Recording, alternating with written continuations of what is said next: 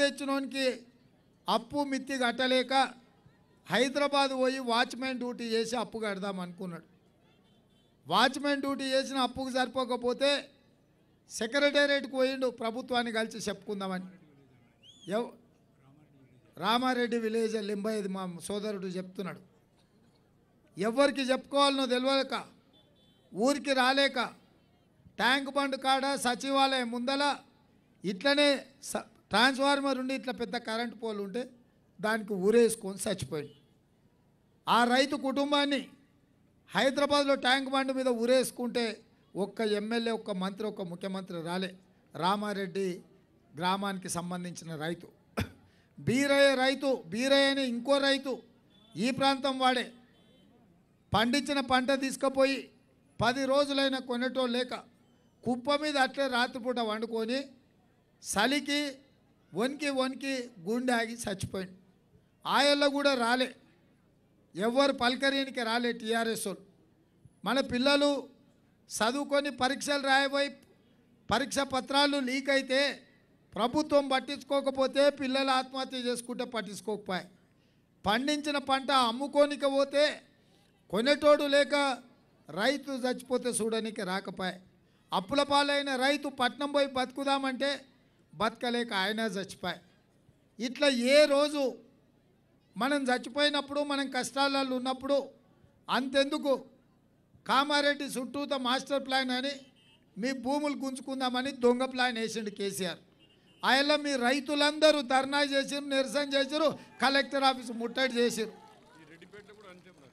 ఈ రెడ్డిపేటది కూడా అందులోనే ఉన్నది. రైతులందరూ కలెక్టర్ ఆఫీస్ ముందలు చేస్తే పోలీసు వాళ్ళని పెట్టించి బూట్ కాట్లతో అన్నిచ్చి కట్టెలు తీసుకొని కొట్టి లాఠీ చార్జ్ చేసిండు. ఆయనలో కూడా ఒక్కడు రాలే మీ తెరువు.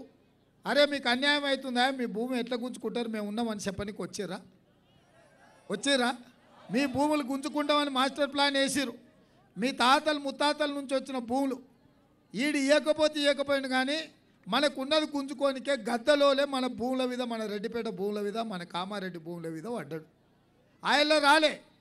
ఆయనలో షబీర్ అలీ గారు వచ్చారు, కాంగ్రెస్ వాళ్ళు వచ్చారు, ఇక్కడ సుభాష్ రెడ్డి వచ్చాడు. ఆయనలో కూర్చొని మీకోసం కొట్లాడి ఆయనలో ధర్నా చేశాడు. కానీ నిన్నమని ఆయన బయలుదేరిండు కేసీఆర్.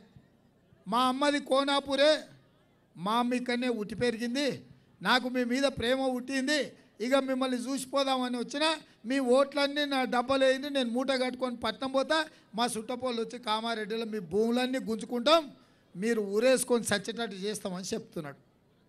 నేను ఒక్కటే అడగదలుచుకున్న కామారెడ్డి ప్రజలను, మీరు కూడా నన్ను అడగవచ్చు, సార్ మరి కొడంగల్ నుంచి కామారెడ్డికి వచ్చినామని, కొడంగల్ నుంచి కామారెడ్డికి వచ్చినాం, మళ్ళీ నీ కథ ఏంటి సార్ అని. ఓసారి ఏమవుతుంది, అడవిలో ఉండే పులి ఊరు మీద పడి మనుషులను తింటుంది, మనం పెంచుకున్న మన జంతువులను తింటుంది. దాన్ని వేటాడడానికే వేటగాన్ని పిలిపిస్తారు. ఊరిలో వేటాడేటోడు లేకపోతే పక్కూరులో నుంచి వేటగాన్ని పిలిపిస్తారు. ఎందుకంటే అది ఊరి మీద పడి మనుషులను చంపుతుంది, పశువులను మందను గొర్రెల మంద మీద పడి గొర్రెలను చంపుతుంది అని అంటే అప్పుడు ఊరోళ్ళందరూ కలిసి కూర్చొని ఆలోచన చేస్తారు, అయ్యా ఈ పులిని వేటాడాలంటే ఎవరన్నా వేటగాని విలువ అప్పుడైతే కానీ దీనికి మందు సరిపోతుంది. అట్లా